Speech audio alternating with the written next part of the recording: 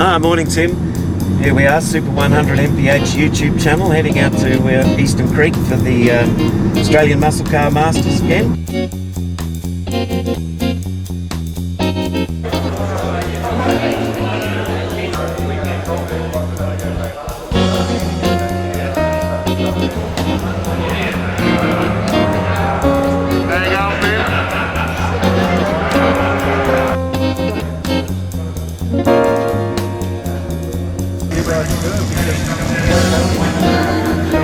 John Barnes, you had. I had. Jim Richards, as you well know when we talk about legends.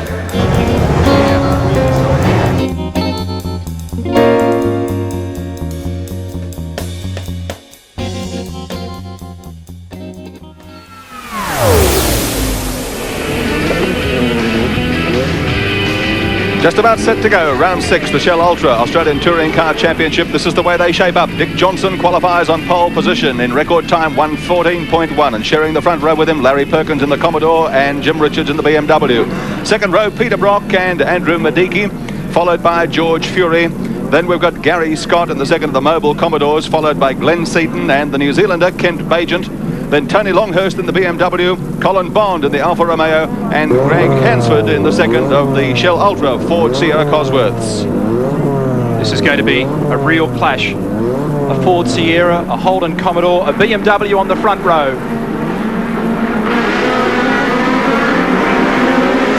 Racing, and the man that got a brilliant jump was Dickie Johnson. Larry Perkins goes with him though, and it'll be Larry Perkins in the NZ Commodore who leads the field beneath the Dunlop Bridge for the first time. Richards to second, Garry Scott making a boomer of a start as well. Then Dick Johnson into fourth position. Now Johnson through on the inside, car 17. He'll have the line for the right-hander. The two of them side by side, and Johnson in trouble that time, and Scott gets back round on the outside of him. What an incredible start to the race. The next man then will be George Fury, car 30. He's come up from position 6.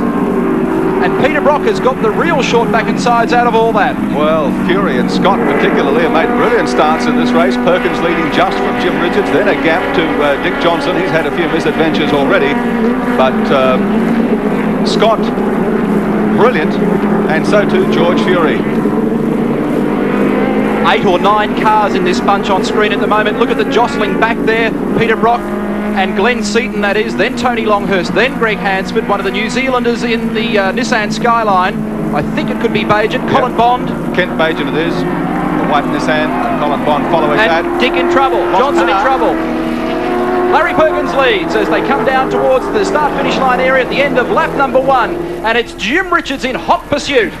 Car number 3, then Garry Scott, a blinder of a start. Fury, then Medicki, Peter Brock, Glenn Seaton, Greg Hansford, Tony Longhurst, then Barket, and somewhere in fact back in the pit lane with smoke billowing from the back of the Sierra, Dick Johnson. Yep, Johnson's back in and he's rolled into the pit and he's in real trouble. And up front, Jimmy Richards, there's Johnson's car, and what a disappointment this will be for him. Taking him to the back of the pit area, he's out of the race. That's the end of Johnson's chances, and it's Jim Richards in front, with Perkins climbing into the boot of the BMW. And the pace these two cars are setting, Neil and Garry, I believe perhaps they're planning a mid-race pit stop for tyres. I would suggest they're on fairly soft compound tyres. The idea is that they go for broke now and zap into the pits mid-race for fresh rubber. 46 laps, it's nearly an hour of racing, anything can happen. Some guys are going to take the tortoise approach, others the hare. Well, I guess that approach, if that's what they do, is to have a mid-race pit stop for tyres is the only way that people like Richards and Perkins perhaps can counteract the longevity of the Nissans, because the Nissans will certainly be coming home strong at the end of the race. So Perkins falling back a little now, Richards opening out that gap as they come around to complete the second lap of the race, and Richards goes under the bridge, a clear leader. Garry Scott third, then Andrew Medicki challenging Scott. Here he comes, he's got the run on the inside and he'll take him, and Andrew Medicki in the Oxo Ford Sierra moves into third place. The shot from Sevens race cam shows Medicki powering away from Garry Scott down the back of the course. Goodness gracious me, he's opened up a gap in a real hurry, and he sets out in pursuit of the leading pair, Jim Richards and Larry Perkins. Well, Medicki had some problems in practice yesterday with this car in the first session. had a front right-hand suspension component fail and flung him out wide, just a little bit back from there, in fact. But in the first session of practice, he was the second fastest man on the road and lost some of the advantage that he got early on when he couldn't really compete in that second session. And one of the problems that he's got now is that he's running a different compound tyre, a different front wheel camber and a different shock absorber to compensate for the fact that they didn't have the components necessary to rebuild the car. Just having a quick look out of our commentary position here, the stunned faces on the Queensland crowd here that have come to cheer Dick Johnson. They just cannot believe what's happened. Johnson off the track, blowing something under the bonnet in that first lap of the race. Oh, I suspect a turbo. 1.65 seconds between leader Jim Richards and second place Larry Perkins. This is Andrew Medicki in third position. Oxo Ford Sierra. The second car being driven this weekend by John Giddings, known to us for his under 2 litre car drives. Had campaigned a Nissan Gazelle earlier on in the year, and he's joined the team and in fact has a new car coming along very shortly. Andrew running Dunlop DO3 tyres on 3 corners of the car, but on the front nearest to us, using a DO5 compound, a softer compound, to compensate for the fact that he has that front suspension problem. Well, there he is. The red car of Andrew Medicki in front of the blue and white car, the Nissan Skyline, driven by George Fury. Fury into 4th spot. Good start for him.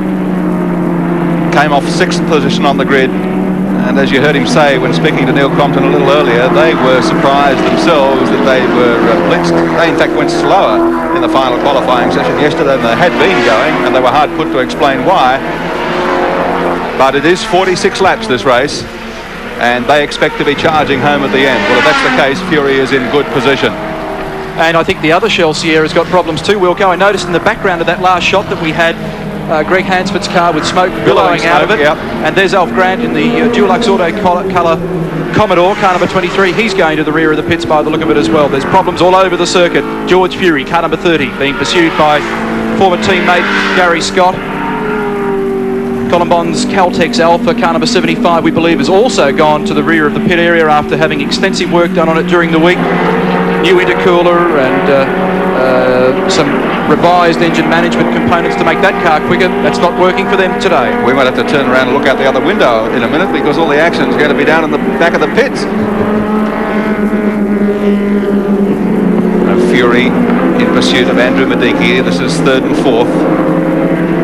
Fury would be very pleased with his start. He was concerned that he might get jammed behind a few of the 5 cars ahead of him. But 4th place, I think he'd be fairly happy with that position at this stage of the race. Team manager Fred Gibson should be reasonably happy with that situation at the moment. That's 2nd, 3rd and 4th we're looking at. Jim Richards, race leader, long gone beneath the Dunlop Bridge. And Freddie yesterday was... And there's Hansford's car. As I said earlier on, half lap ago, it went beneath the start-finish line area, billowing smoke. They had coil problems with this car and constant velocity joint problems yesterday. They worked on it very hard last night, worked into the early hours of this morning, and curtains again for Greg in car number 18. A real shame for a man that's got a lot more talent than this car is allowing him to display. Yes, that's right, man. So, glory for the Shell team in Adelaide. Thumbs down, Surfers Paradise. That's Motorsport, isn't it? Both of them pushed behind the pit area, and there's Jim Richards on screen, the race leader at this stage, and doing it very comfortably indeed over Larry Perkins in 2nd place. Andrew Medicki 3rd, George Fury in 4th, then Garry Scott in the first of the mobile Commodores in 5th position on the racetrack, just ahead of Fury's teammate Glenn Seaton. Peter Brock at this stage in the new VL Commodore still back in the pack, but don't be surprised if you see him coming into it as the race unfolds. Fury past our commentary position, coming to the bottom of the main straight and sweeping under the bridge once more. And look at that BMW M3 fly. Series leader, of course, Richards. There's 7's race cam at the back of Garry Scott's mobile Commodore. That's Glenn Seaton, and there's Tony Longhurst giving Seaton some real hurry up as well. Longhurst has just about got him. He's got the line through the corner. There's a bit of nudge going on there. Seaton's persisting, and Seaton's going to win out because he'll have the line to the next corner. Well, there was absolutely nothing between those two cars, and look at them again as Tony goes racing through on the inside. Longhurst got it this time.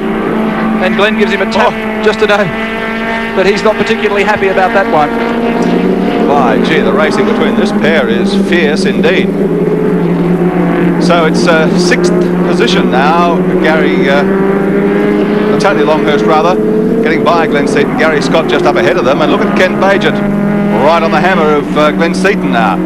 The New Zealand combination, the New Zealand Nissan team, Ken Bagent and Barket, they are here making their first appearance in Australia this season.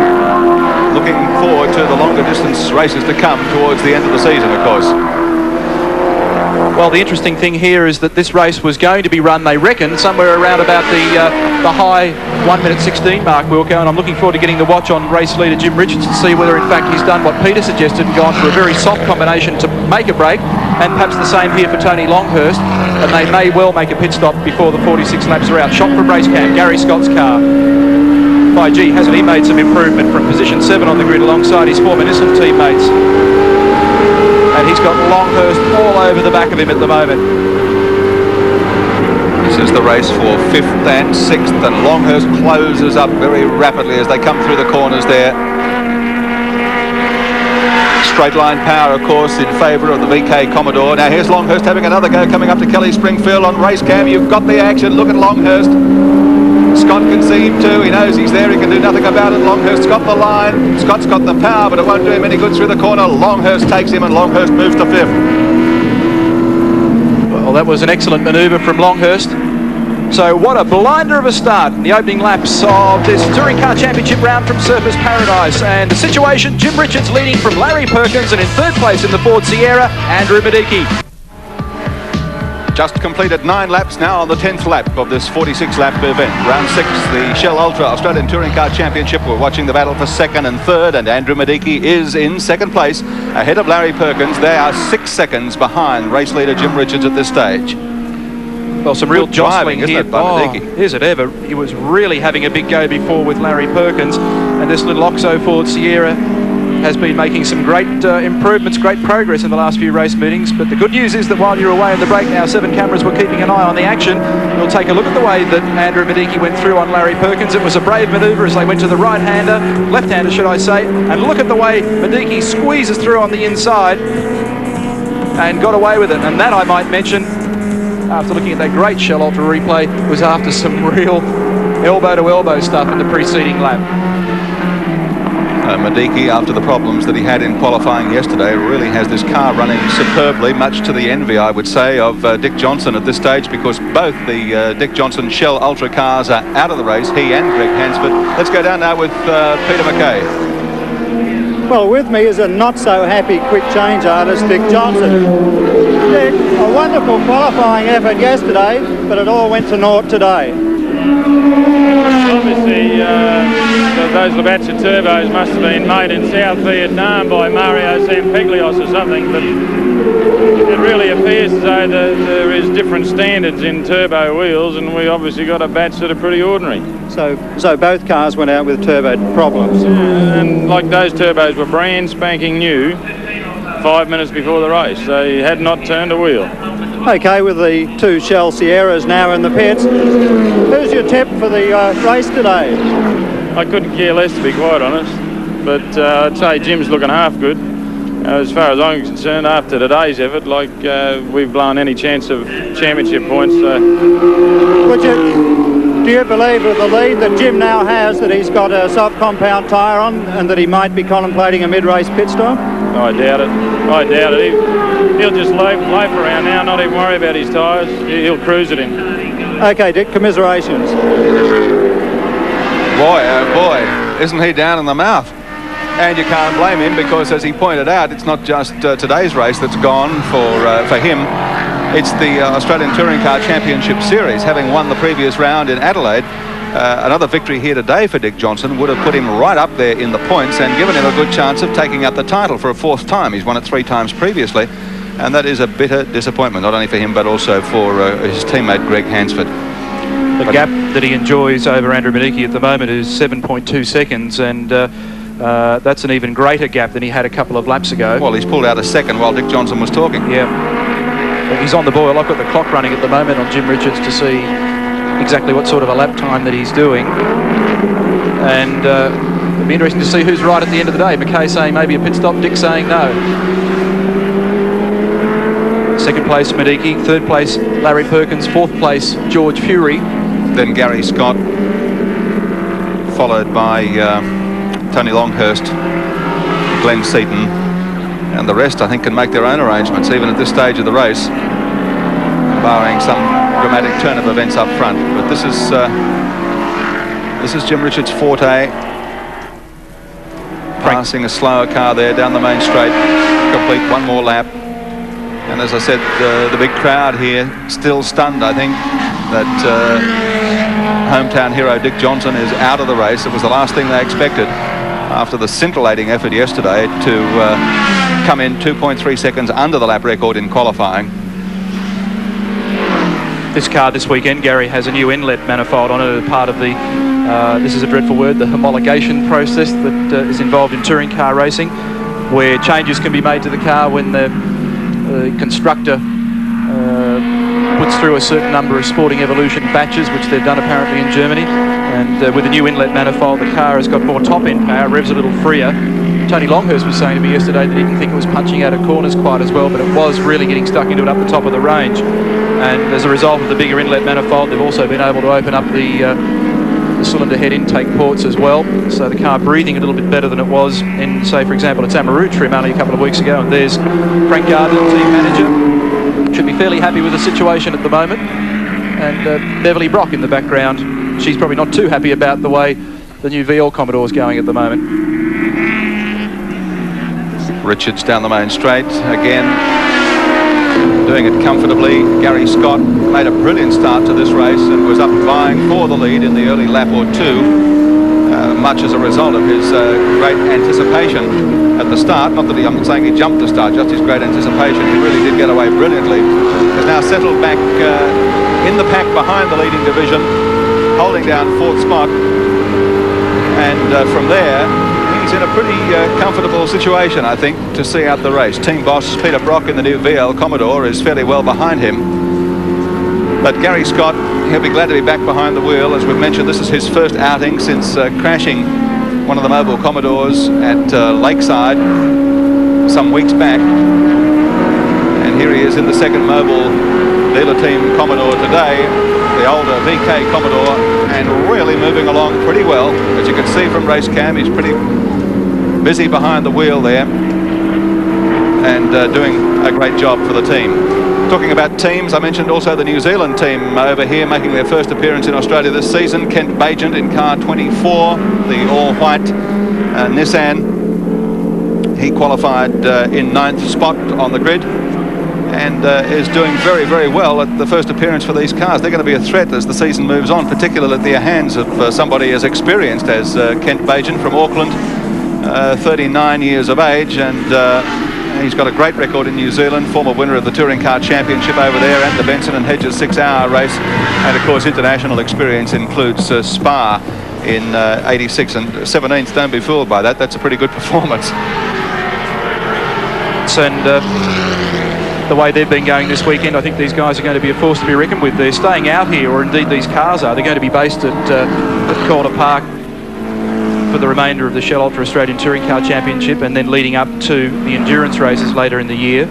It's the first time that these cars, both Kent's car and Graham's car, have been on a racetrack competitively since Christmas, and it's the first time these guys have had a drive since then, so they've been out of the saddle a long time. You may recall a couple of years ago, Kent running a BMW 635, the championship trail in 85, when the 635 was the gun rocket to have, and Neil Lowe was then with the team as a team engineer. He's now with the Dick Johnson racing team. He'll be scratching his head today.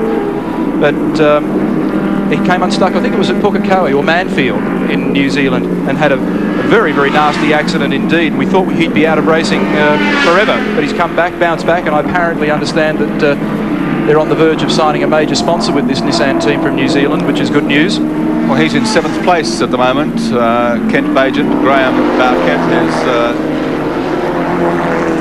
team partner, is a little further back in the field. Bagent coming up here to pass a slower car. Looks like John Donnelly in the Rover. Yes, it is. So good performance by him, doing really well this round of the Touring Car Championship here at Surfers Paradise. Not near so well, of course, as Jim Richards up front, still leading the field and leading comfortably. Let's check it on the Castrol scoreboard. Graham Barket, as you just saw, the other New Zealander, and the Castrol scoreboard confirms the placings up front. Jim Richards leading, Andrew Medicki in second spot, and Larry Perkins third.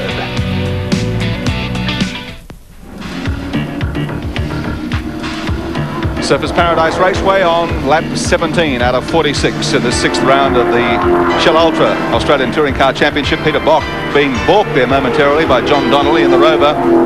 And this is the first chance we've had. Oh, hello. Donnelly giving Brock a real clenched fist there as he went by too. First chance we've had to have a close look at the new VL Commodore of Peter Brock. He's in 10th spot on the racetrack at the moment. And the car not performing anywhere near to his expectations. Teammate Garry Scott, of course, is up in front of him. In fact, he'll be closing on him pretty rapidly at this stage. This is the car that Brock is banking all on for the remainder of the Touring Car Series, and of course the endurance races to come at Sandown later in the season, and then the James Hardy 1000 at Bathurst. But it, obviously this is its first appearance, got a lot of development left in it yet, Neil Crompton.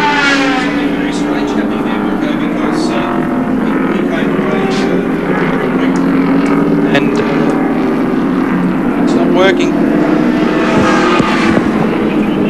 Something very strange with Brock's car, because he was second fastest in the warm-up, 1:16.8 this morning. It's the 10-minute warm-up. And all of a sudden when they dropped the flag, he just disappeared. He went to the, literally back. Now maybe, just maybe, he's got a hard compound tyre on. But what about the lap before when he came up on John Donnelly? That was an interesting squeeze. Those guys were really getting stuck into it. This is John Donnelly in the Rover and Brocky on the Shell Ultra replay, and John says 2 beers please, Brocky. Well, he's seen Brocky do it to a few people before. He's probably had it done to himself. But anyway, Brock is powering along. That's Graham Barket, I think, just in behind him in the other of the New Zealand Nissan entries. Yep. The order at the moment, Wilco, is Richards, Medicki, Larry Perkins, George Fury, Tony Longhurst in 5th. Then we've got Glenn Seaton in 6th. Kent Bagent is further behind him. Garry Scott here on screen is in 8th position. Graham Barket, car number 25, is in 9th position. Sevens race cam through the rear window of the second of the mobile cars, driven by Garry Scott. Kent Bagent in behind him and looking for some way around. And a good duel going on between this pair.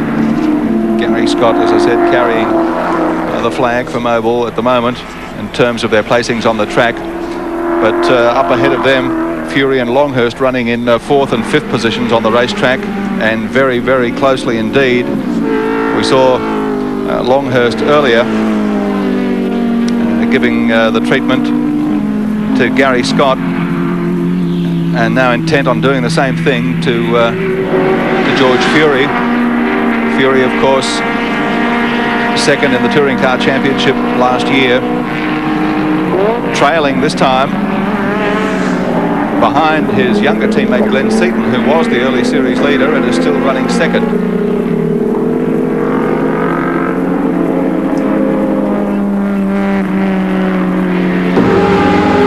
Oh, let's go back to the race cam action, and Bagent has got Scott and moves up another notch. And again, it just underlines the good performance that these New Zealanders have put together here at Surfers Paradise at their first outing in Australia for the season. And what a force they are to be reckoned with as events unfold towards the longer distance races. These guys really working hard for their money here at Surfers Paradise this afternoon. It is very, very warm indeed. The pace of the race is frantic. And he's pulling away from Scott. Now Scott charging towards the bridge. Bagent, a touch on the brakes allows Scott to close up again. But Bagent is really wringing plenty out of the Turbo Nissan at this stage. And at this stage, we have a look at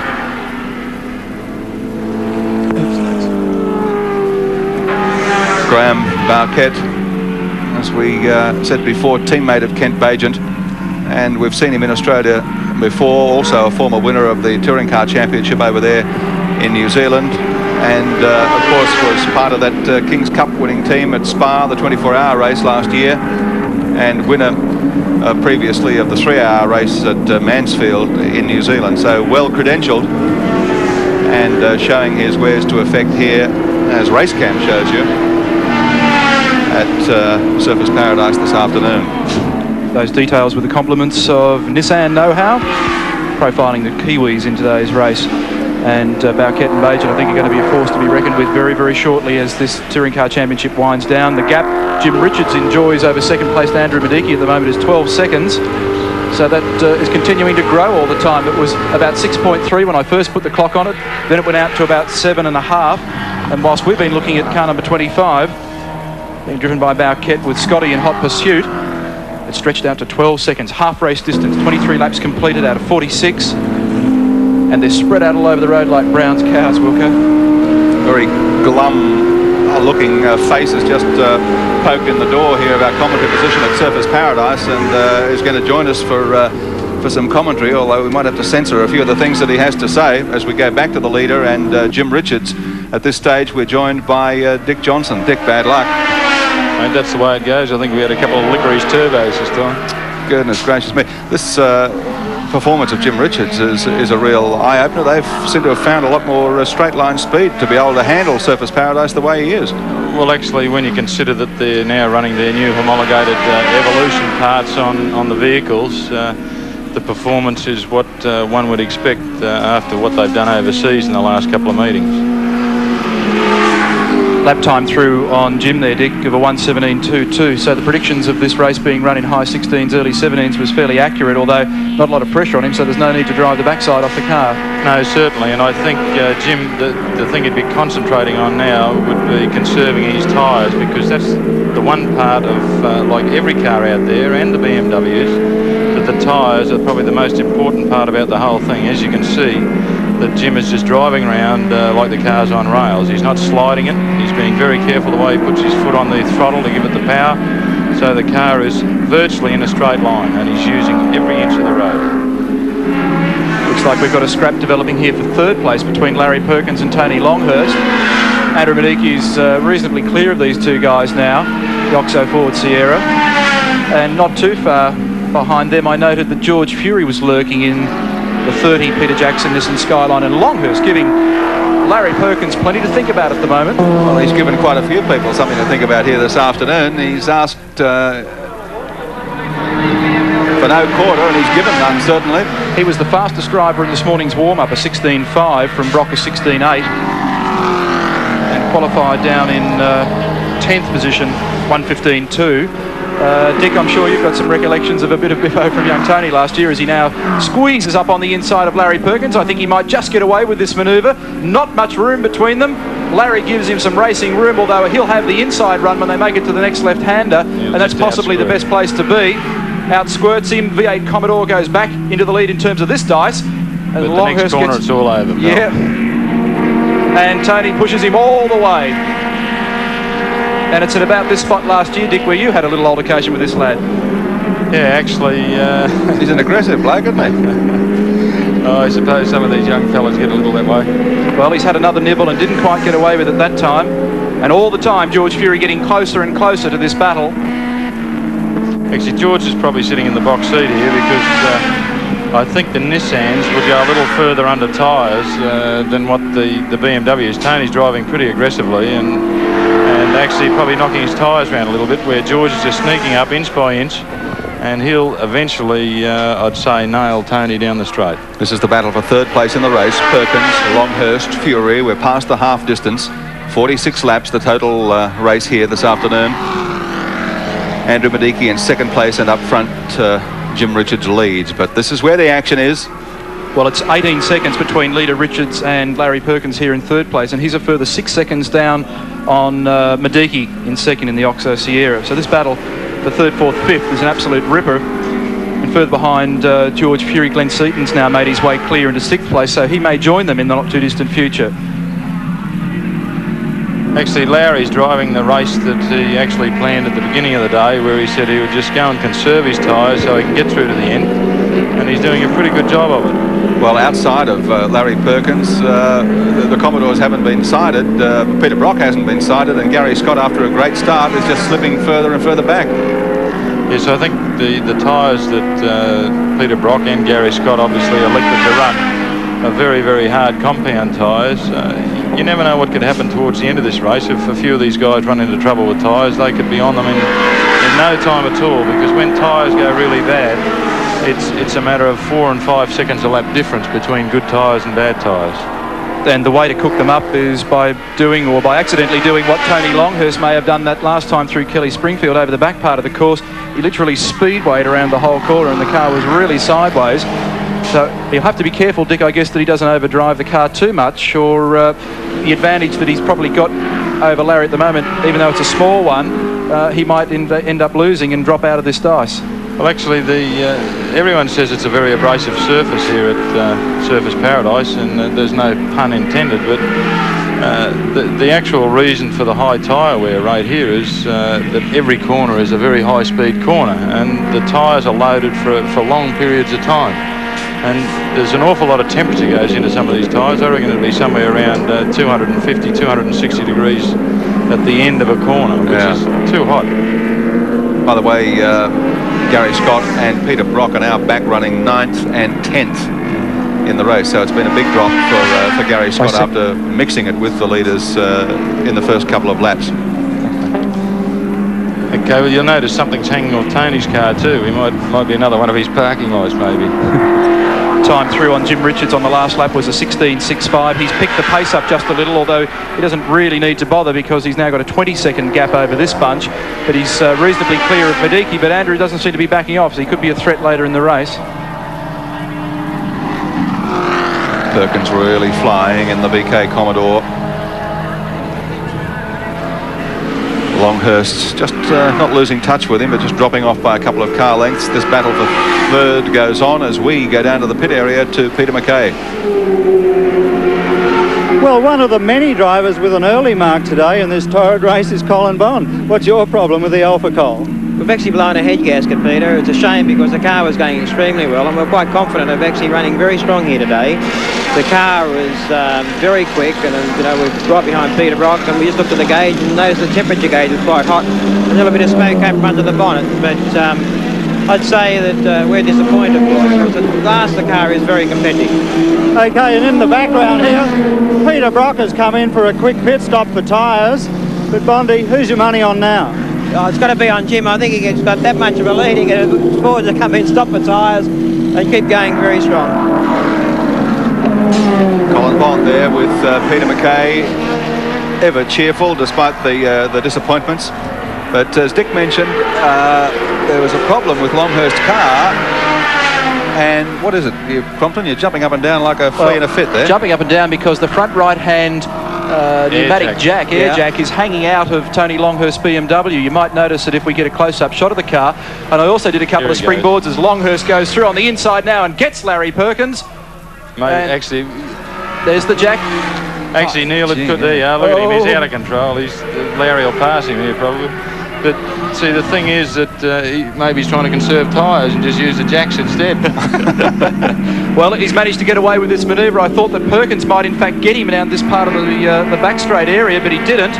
And what I was also going to try and get in, I'll get it before I watch this next manoeuvre of Fury's. How did he get through that gap? He gets Larry Perkins. What an incredible manoeuvre. I'll tell you what, the bloke in the yellow car, I don't know who it was, but I bet he's sitting there shaking his head. Could have been Lester Smurden. Now, the only thing he's shaking. At the back of these guys, you'll notice Peter Brock, and what I've been trying to spit out for about a lap is that Brock has made a pit stop and rejoined the race. So I don't know what his problem was, but he came into the pits when Longhurst went down the main straight. Tyre change. One assumes he's blistered a tyre or something like that. It's going to make it interesting for Longhurst as the tyres do go off. Dick, if he gets up over the ripple strip somewhere and digs in with that jack. So the situation with Jim Richards lapping in a time of 1:17.5 on the last lap is that Richards is leading quite comfortably from Mediki, but this is where all the action is, and Longhurst getting up on Larry Perkins, and George Fury going through on the inside. So let's confirm the placings at the moment as we see them on the Castrol scoreboard. And Jim Richards has the lead from Andrew Medicki in car number 35, and in third position is Larry Perkins in the Commodore. 15 laps remaining in this 6th round of the Shell Ultra Australian Touring Car Championship. The man on screen is Andrew Medicki in the Oxo Ford Sierra in 2nd place on the racetrack behind Jim Richards. Tony Longhurst is 3rd, then George Fury, Glenn Seaton, and Larry Perkins has dropped back to 6th position. Well, Medicki at the moment enjoying almost an 11-second gap over 3rd placed Tony Longhurst. In fact, it's precisely 10.97 seconds. And he's around about 15 seconds behind the leader, Jim Richards. So it'll be very interesting to see just exactly what happens here and whether we end up with a BMW 1-2 or whether Andrew can do something about the leader. Actually, I think the word has come through that they're considering black flagging Longhurst because his jack's hanging down, which I think would be a very disappointing thing for him. I don't believe that it's actually dangerous enough to warrant a black flag. No, it was apparent about, 4 or 5 laps ago that the thing had begun to sag. What's likely to cause that, Dick? Why would that happen? Well, obviously they've got their tap closed, which doesn't let any air out, and the air just gets hot inside there and it just builds up and one of the jacks actually hydraulics itself down. 27 seconds separates the top 3 in overall terms. Andrew Medicki, we're watching in the Oxo Ford Sierra, and well, it'll be a bit galling, Dick, for you to have to sit here and watch another Sierra still out there circulating on the track and doing so well. No, actually it's not a worry because the cars should be up there. Like they're very competitive, and I think that within time they'll even get better. Notice a fair bit of scraping and graunching down the side of Andrew's car, so he certainly had to earn his keep to get into the position that he has today. The understanding I have from talking to John Craft and Don Smith yesterday is that Andrew will run this car for the remainder of the year, and John Giddings is in the other car, number 34 at the moment, and as a customer will pick up a new car shortly, and of that new car there's another second one coming along as well, which they reckon that they're going to have Andy Rouse running in later in the year in the Endurance Championship. So they've got big plans, the Oxo team. Glenn Seaton's a busy man in car number 15. He's been working his way back up through the field after copping some jostling early on. He is behind his teammate George Fury at the moment, back in 6th position on the road.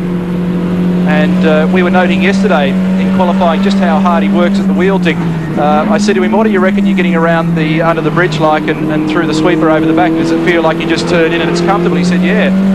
But then he came in, we had a look at race cam, and the wheel movements are extraordinary. The car's really buffeted around on this track.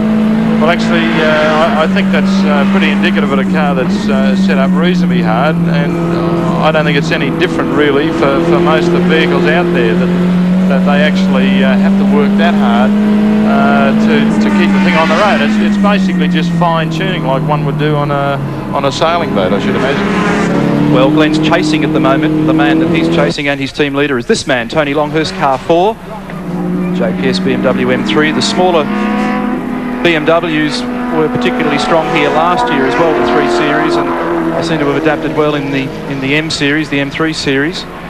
There's that jack hanging down front right-hand side.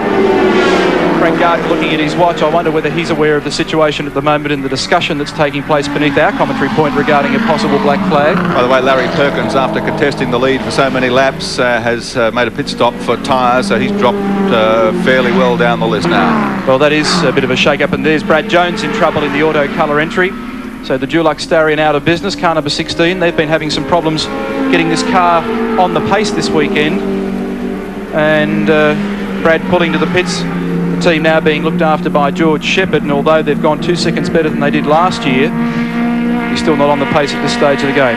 Back with Tony Longhurst, and we've heard nothing more of the report that he might be black flagged. It hasn't happened yet.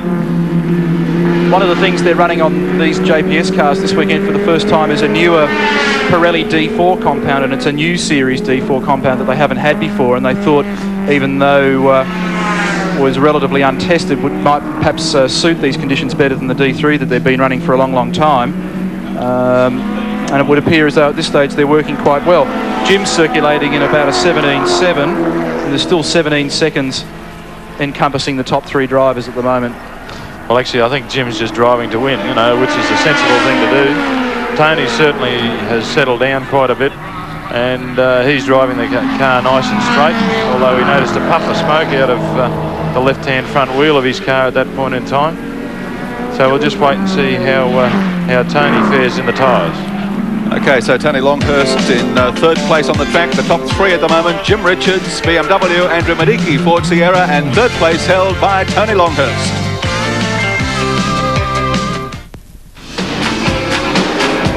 Just over 8 laps remaining in the 6th round of the Shell Ultra Australian Touring Car Championship for race leader Jim Richards, comfortably leading this race from Andrew Medicki and his teammate Tony Longhurst. And the next pair in contention are the Turbo Nissans of George Fury and Glenn Seaton. Not a V8 Commodore in sight at this stage. Larry Perkins was up there early, but has now dropped back after a change for tyres. Garry Scott was up there early, but has dropped back through the field.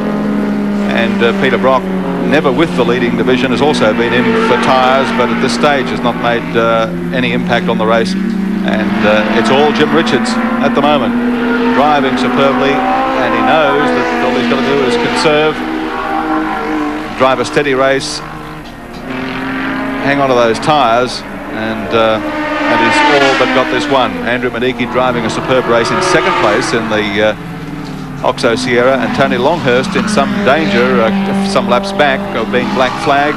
That hasn't happened because of one of the hydraulic jacks hanging beneath the second of the cars, the JPS BMW cars. But he's the one that's really carved up the field, Longhurst. We've seen him in some very tough encounters here with 2 or 3 of the other drivers, Garry Scott for one, Larry Perkins for another, and he's worked hard to climb his way up into third place in the field. But Jim Richards, the race leader at the moment. 18 seconds ahead, Richards, in fact, of Andrew Medicki, and that is a very, very commanding lead. Well, it's interesting, Jim's now buttoned off quite substantially, back now to a 1:18 lap time, so I mean he's cruising, Dick. He's obviously cruising. You can do that on canvas, to be quite honest, or in Pirelli's case, steel, which is what the cords are made out of. This is LP coming up the straight. He's obviously been in and had a pit stop and refurbished his car with a few tyres, which makes it an awful lot easier, because it's very difficult driving a car that's got tyres that have gone off, because the car really feels mushy and has absolutely very little response to the steering wheel. Well, after winning the jump in the race, leading early, then dicing for the lead with Jim Richards for so long, he then, of course, we saw slip back and fell victim to first Andrew Medicki, then Tony Longhurst, and has made a stop for tyres. So he's in 11th position on the racetrack now, Larry Perkins, and is 1 lap down on the leader, in fact. Well, Wilco, actually, this is the penalty that the Commodores have got to pay, unfortunately, because of the physical weight of the motor vehicle, weighing 1325 kilos. It not only affects the tyres, but it affects the brakes and obviously the performance in a straight line of how the car actually goes. And I don't think the true potential of the Commodore as it is will be realised until it actually gets to Bathurst, where it doesn't suffer from those sort of problems. You know, these shorter circuits play havoc with tyres, especially on a heavy car. Larry coming up onto the back of his old car that he ran at the James Hardy last year, being driven by Speedway ace Tony Noske. Real speed differential there. Larry coming out of turns a bit quicker. Actually, Neil, it's pretty interesting to note that. A lot of people seem to think you have an awful lot more horsepower because you can pass a car down the straight, where in actual fact that is not the case in a lot of times. It's the fact that if you get a really good run onto the straight and come onto the straight probably 5 or 7 mile an hour quicker than the other car, you actually attain that speed or keep that speed all the way down the straight, and this enables you to pass a guy. So Perkins will be very disappointed, because yesterday he was under the impression at least that his tyres might have survived. He's using a Dunlop radial tyre, a DO14. He thought it was going to be hard enough to do the job. Actually, I should explain something else too, because I was queried last week. We talk about radial tyres a lot in touring car racing, and perhaps mislead some of our viewers into thinking we're talking about a treaded radial tyre. That's not the case. It's a slick tyre. In fact, the surface of the tyre is slick, but the construction of the tyre case is radial ply rather than cross ply, the more conventional type of tyre. So when we talk radials, it's just new slick tyre technology. It actually appears as though the radial construction tyres can withstand much more temperature than what the ordinary cross plyers do. First to second, 17 seconds now between Jim Richards and Andrew Mediki, and 8 seconds separating second and third, Mediki to Longhurst. So Longhurst 25 seconds behind his teammate and race leader Jim Richards. Garry Scott, after being up with the front runners, another of the V8s to fall back through the field. There he is, hard at work on Seven's race cam. And there's one notable thing about Garry Scott during the race. He talks to himself, hums to himself, sings to himself, and makes car noises to himself. If we have a close listen, we might in fact hear something.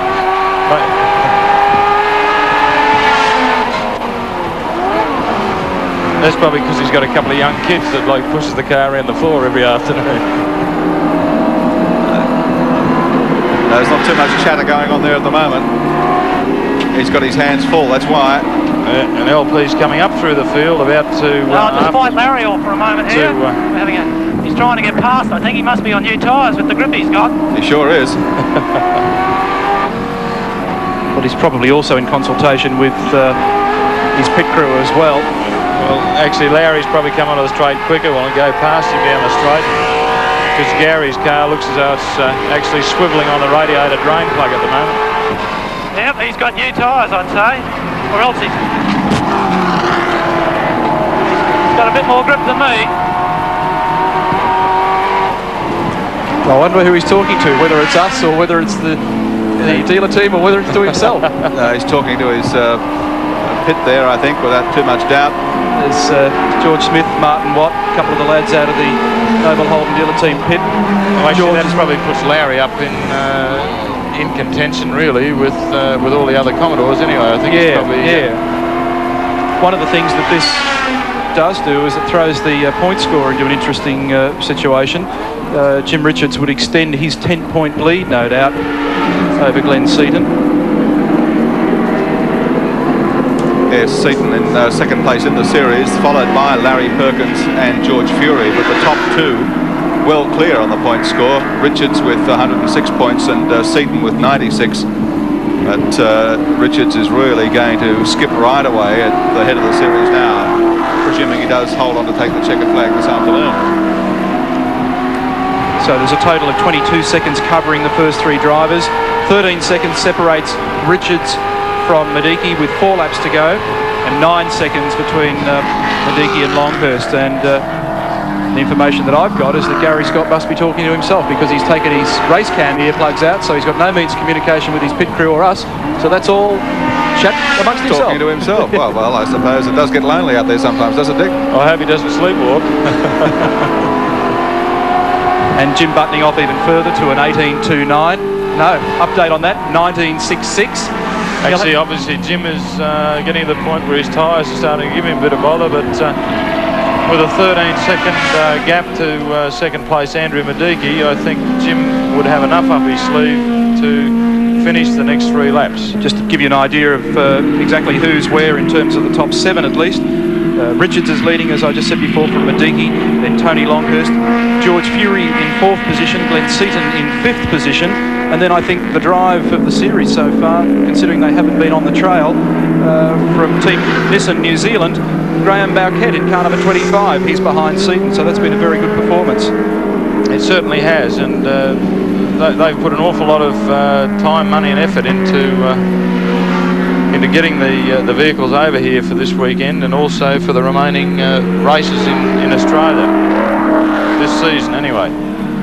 Well, whatever the problem was with Tony's car, it seems as though it's going to go unchecked and there won't be too many problems. There's the 2 Team New Zealand Nissans.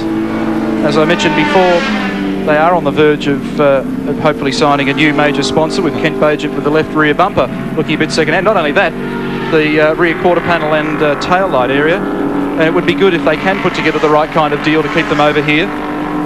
They're based now at Calder, as I mentioned earlier in the race, and they'll be hopefully running the rest of the Shell Ultra Touring Car Championship and indeed the endurance races when we get to the Castrol 500, James Hardy 1000 and so on.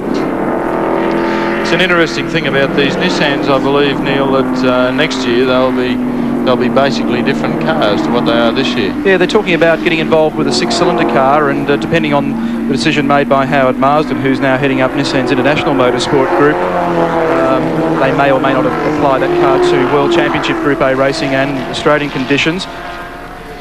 The other thing that's happening is that Larry Perkins is getting a little bit closer to these two guys, and I presume that he's in contention to take one of their placings away. My word he is, and this is obviously the race strategy that Larry has been working out all weekend. He's told everyone else quite different. I can assure you that he has said that he's going to run the entire race on one set of tyres, but he's come in and had a lightning pit stop, and he's now back on the trail, and obviously about to worry the two New Zealand Nissans with just one lap to go.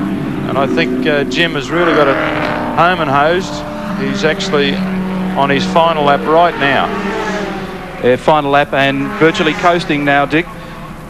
He's got down around the 19-odd second mark in his lap times. In fact, dropped right back down now to a 1:20 lap time. We wouldn't have dreamed that the times would get so slow, and neither he nor Frank Gardner probably thought they could get away with a time like that. Exactly, but I think Jim really has had a pretty good run. The guy hasn't been troubled. He hasn't been involved in any dices with any single person, so that's allowed him to control the race from the front and look after his tyres, and even slow down at the end of the event to be able to make sure he's got enough rubber to get round to the start-finish line. So Jim Richards now going through the S's for the final time. It looks like he's going to notch up a well-earned victory. Had one at Lakeside, so Queensland's been good territory for him. A fifth, a second, a first, a fourth and a fifth so far in the series, but he does lead the championship, and as he comes out of Nissan Turn for the last time, Jim Richards opens up the taps on the BMW M3 and coasts across the line very easily, the checkered flag being prepared. In fact, he's not even rushing at the line. Jim Richards will do this one very easily indeed. Jim Richards, the winner of round 6 of the Shell Ultra Australian Touring Car Championship. Some people say these are the good old days, but if you're a motorsport devotee, are they really? What about the 60s, the 70s and the 80s, the great racing at Emerald Park, at Bathurst and elsewhere, the legends of the sport, Moffat, Brock, others, but not just them. There were a cast of many that maybe, if you're a youngster, you've never heard of. Maybe, if like me, you're an oldster, you've got to dredge up the memory to recall who they were, the people that put on extraordinary motorsport. You can still see it, you know. Super 100 MPH. It's on YouTube. Relive the great days of motorsport.